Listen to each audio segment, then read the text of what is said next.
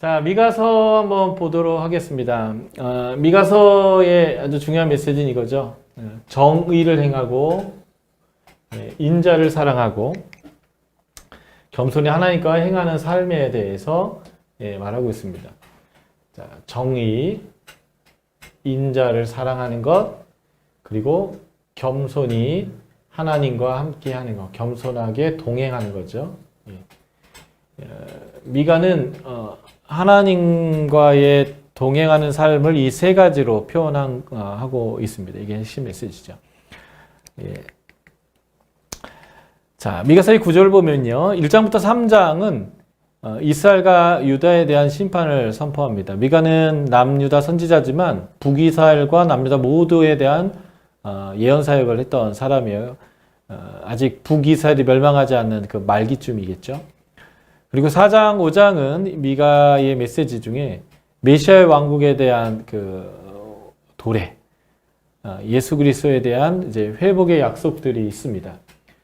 그래서 심판하지만 하나님은 구원의 역사를 쓰신다라는 측면에서는 이사야와 메시지가 같죠. 그러면서 6장, 7장에서 우리 변론하자. 내가 구원해 줄 테니까 빨리 회개해라 라고 하는 회개의 촉구의 메시지가 6장, 7장으로 이렇게 연결되는 구조로 되어져 있습니다. 자, 미가서의 배경은요. 저자는 미카인데요. 이 미카라고 하는 말 자체가 누가 야훼, 여호와와 같은가라는 것인데요. 미가서 7장 18절에 바로 이 미가의 이름이 그대로 본문의 메시지로 되어져 있습니다. 미가서 7장 18절 주와 같은 신이 어디 있으리까? 이게 이제 미가란 말이에요. 주께서는 죄악과 그 기업의 남은 자의 허물을 사유하시며 인애를 기뻐하심으로 진노를 오래 품지 아니하시나이다. 그러니까 여호와 같은 분이 없다. 이분이 어떠냐면 용서하시고 그리고 인애를 기뻐하시고 진노를 오래 품지 않는 그러한 하나님이다. 이런 하나님은 어디 있냐? 이게 이제 미가의 이름이고 미가의 핵심 메시지입니다. 그런 하나님이 어디 있냐? 그러니까 그런 하나님을 따라서 정의를 행하고 인자를 사랑하고 그와 함께 동행해라. 이게 이제 미가의 이름 자체이고 미가의 핵심 메시지다라고 볼 수 있겠습니다. 미가의 고향은 메소포타미아 이 북쪽 지역과 이 밑에 애굽 지역을 연결하는 중요한 군사 도로가 통과하고 있는 여기 모레셋이라는 지역이죠. 도로가 이 애굽에서 위로 올라갈 때 이렇게 통과해서 올라가거나 이 산지에 능선을 따고 이렇게 올라가는 방법이 둘이 있는데 바로 이 길의 중간에 있는 모레셋이 그의 고향이다라고 보시면 되겠습니다.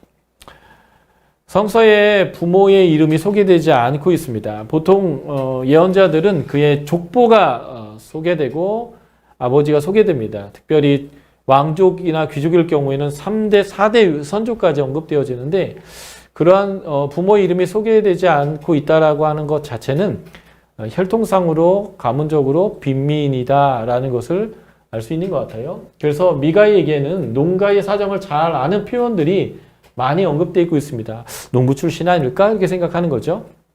그리고 빈민들, 그리고 농민들과 같은 약자들에 대한 관심과 동정이 큰 것을 우리가 확인할 수 있습니다. 아마 그가 농부 출신이고 그러한 빈민 출신이기 때문에 농촌에서 본 것, 그들이 착취당하는 것을 본 것 같아요. 그래서 아모스 시대 때에 보았던 그런 착취당하는 가난한 사람들의 모습들을 이 아모스는 본 것 같고요. 그래서 공의를 행해야 된다고 라는 표현을 쓰고 있는 것 같습니다. 미가의 출생지는 남유다였지만 그는 남쪽과 북쪽 양국을 모두 향해서 예언했던 사람이었습니다. 자, 시대적 배경을 보면 미가서 1장 1절을 보면 요담과 아하스와 히스기야 시대 때에 이렇게 되어져 있죠. 이사야는 우시아와 요담과 아하스와 히스기야 시대 때에 예언했다 이렇게 되어 있는데요. 지금 미가서는 요담과 아하스와 히스기야 시대라고 표현해요. 그래서 요담의 통치가 750년부터이고요. 그리고 히스기야 통치가 686년에 끝나거든요. 그렇기 때문에 미가의 선포 기기의 가장 넓은 폭은 요담이 통치하기 시작했던 750년부터 그리고 히스기야 통치가 끝나는 686년 정도 사이에서 행해졌을 것이 분명한데요.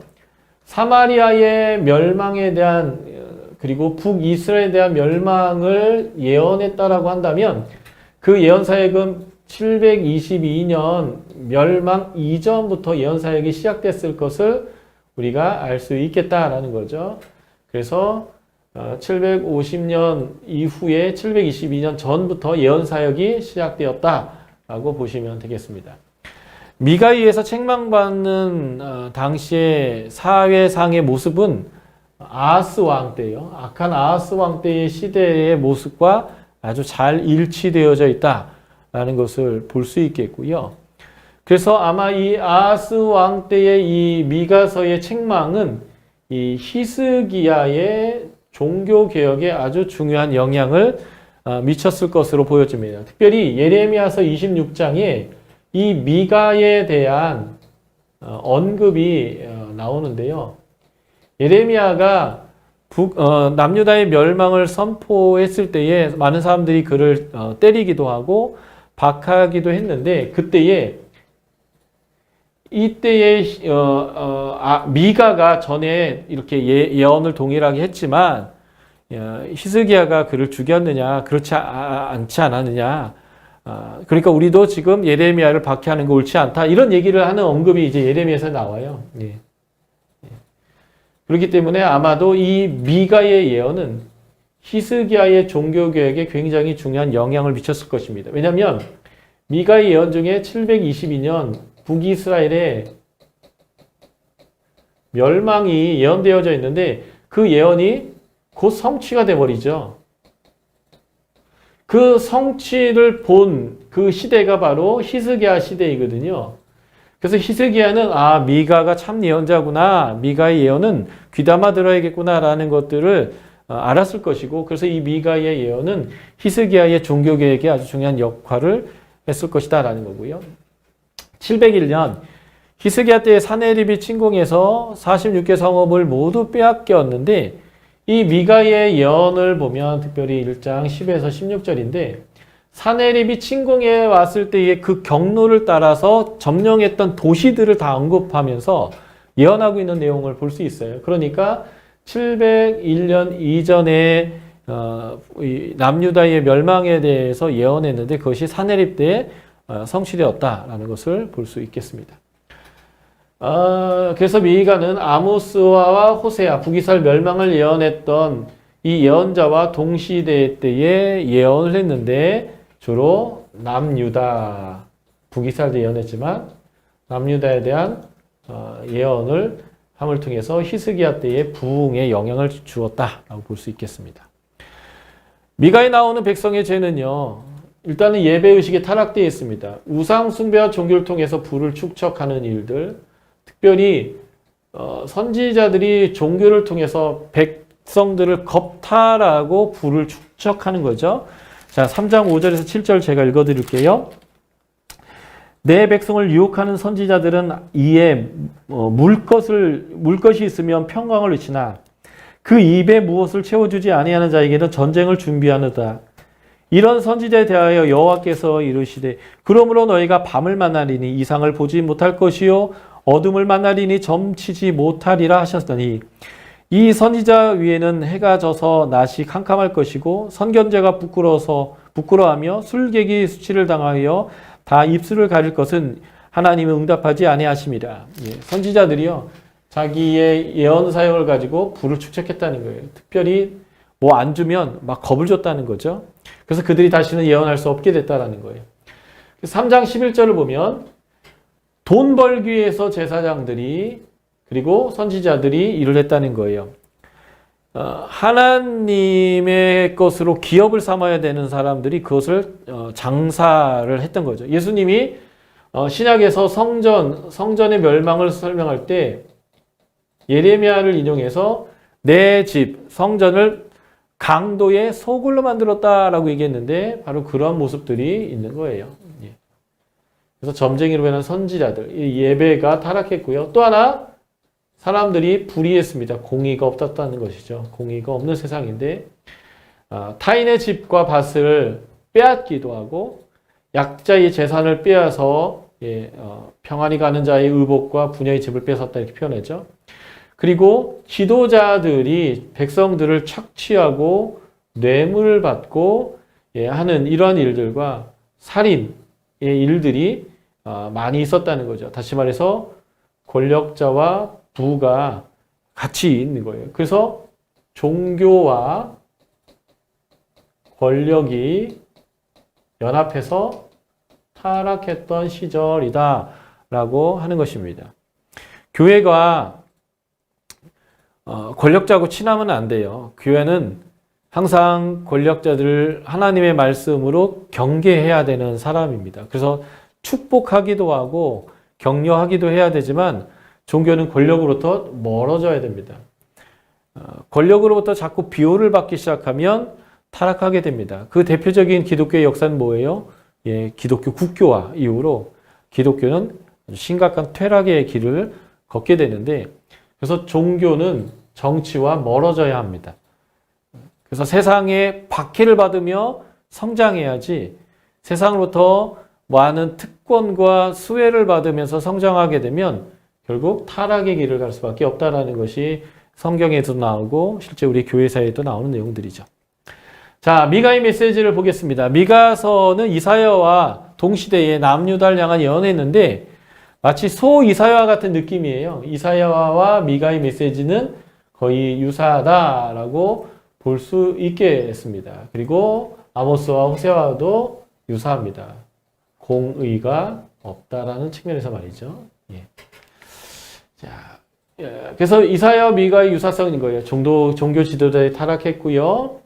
선지자들이 이제 타락해서 이상을 보지 못하게 될 것이라는 것. 그러나 시온, 하나님의 임재로부터 하나님의 가르침이 나올 것이다. 주의 말씀은 예루살렘에서 나온다는 거죠. 그리고 하나님의 백성이 의지하는 것들을 하나님께서 제거하겠다는 거예요. 하나님만 의뢰하는 거죠. 그리고 장차 임할 메시아의 왕국에 대한 묘사가 등장하고요.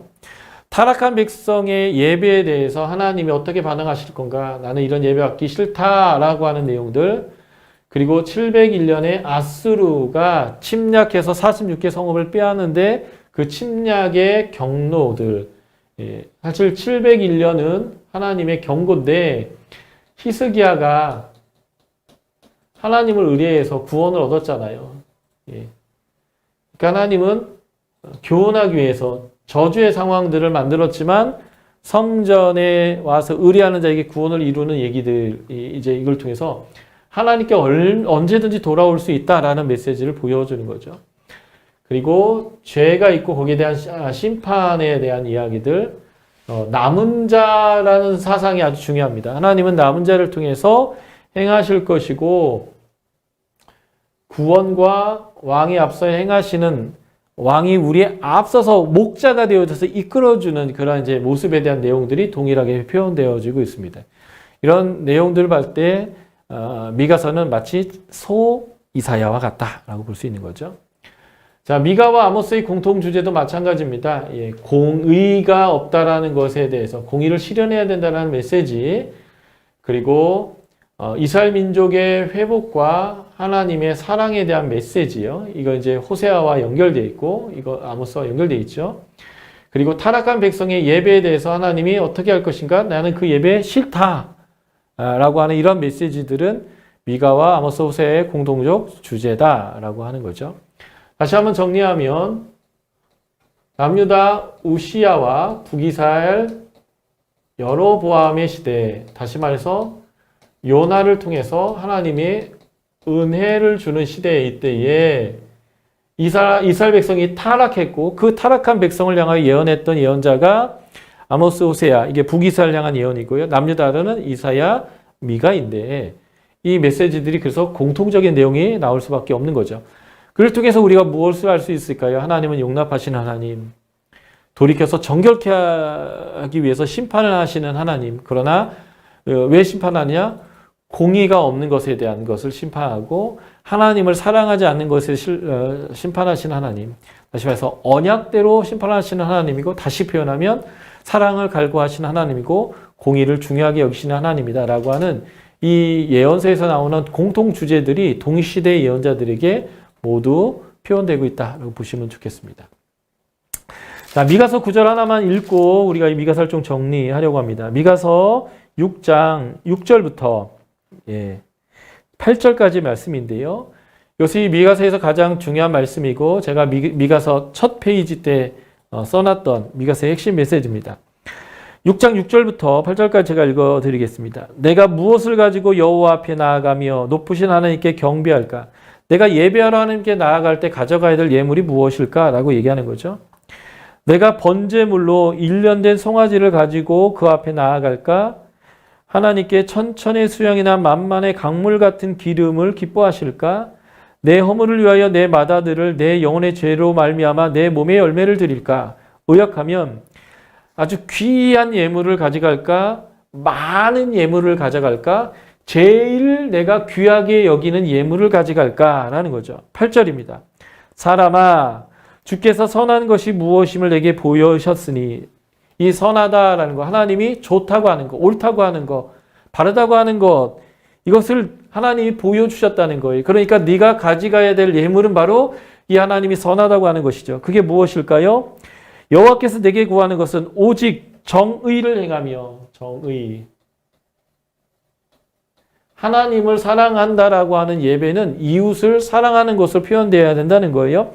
오직 정의를 행하며 인자를 사랑하며, 인자 할 때 이 인자는 사람 인자, 아들 자자나 또는 놈 자자, 그런가요? 이게 아니에요. 인자라는 것은요, 헤세드예요. 헤세드. 하나님이 우리를 향한 신실하심, 인애, 자비, 사랑 이거고요. 우리가 하나님을 향해서 헤세드는 충성되는 거예요. 그러니까 하나님과의 신실한 관계를 사랑한다는 거예요. 사람 사랑이라는 표현이 아니고요. 인자를 사랑한다는 것은 하나님과의 우리의 관계에 신의를 지키는 것. 신의를 지키는 것을 의미하는 겁니다. 그리고 하나님이 또 원하시는 예물이 뭐예요? 겸손하게 하나님과 동행하는 것입니다. 겸손. 겸손해서 동행하는 것. 요 세 가지가 우리가 하나님께 드려야 될 예물이다라고 하는 거죠. 하나님은 귀한 것, 많은 것, 제일 소중하게 여기는 것을 우리가 하나님께 드리는 게 아니라는 거예요. 다시 말해서 내가 하나님께 드릴 수 있는 최고의 것을 드리는 게 아닙니다. 하나님이 원하시는 것. 하나님이 원하시는 것을 드리는 것. 이제 제가 창세기에서 하나님이 보시기에 좋았더라. 토부, 선. 그걸 드려야 되는데 그게 바로 정의를 행하고 하나님과 신의를 지키고 인자를 사랑하고 헤세드를 사랑하고 겸손하게 하나님과 동행하는 거다라는 것이죠. 이게 이제 미가서의 아주 핵심 메시지고요. 자, 미가를 통해서 알게 된 하나님은 누구입니까? 이런 거 좋아하시는 하나님이에요. 하나님이 원하시는 예물은 이런 것입니다. 예. 미가서를 통해서 새롭게 알게 된 게 무엇인지 한번 여러분들 정리해 보시고요. 한번 나누어 보셨으면 좋겠고요. 다른 사람에게 미카, 누가 주와 같은 신입니까? 주와 같은 신이 어디 있습니까? 라고 여러분들이 말할 수 있는 여러분들의 그 경험은 무엇입니까? 글로써 하나님 배운 게 아니고요. 실제 삶에서 하나님을 경험한 사람이 외치는 감탄사 같은 게 있어요. 미카!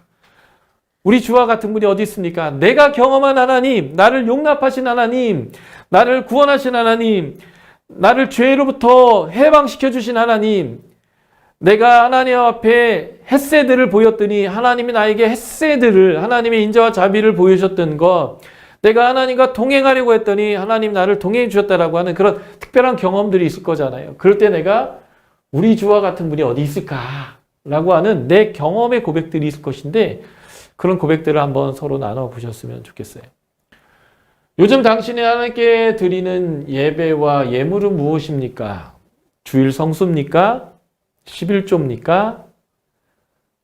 여러분들이 드릴 수 있는 최선의 것을 드리고 있습니까? 아니면 하나님이 기뻐하는 것을 드리고 있습니까? 방금 우리가 읽었던 6장 6에서 8절을 다시 되새기시고 요즘 여러분들이 하나님께 뭘 드리고 있는지 한번 다시 생각해 보셨으면 좋겠습니다. 이 외에 여러분들이 하나님이 이사야와 미가와 호세아를 통해서 이 미가와 똑같이 주셨던 그 공통의 메시지들이 있잖아요. 하나님 앞에서 내가 심판의 대상이라면 심판받지 않을 상황으로 내 삶을, 내 가치를, 내 행동을, 내 관계를 바꿔야 되는데 실제적으로 여러분들 안에서 무엇을 바꿔야 되고 어떤 하나님의 성품을 내 삶에 적용해서 어떠한 행동들과 말을 해야 되는지에 대한 구체적인 적용을 지금 계속 지난주부터 배워가는 예언서 안에서 여러분들이 좀 적용해 봤으면 좋겠습니다.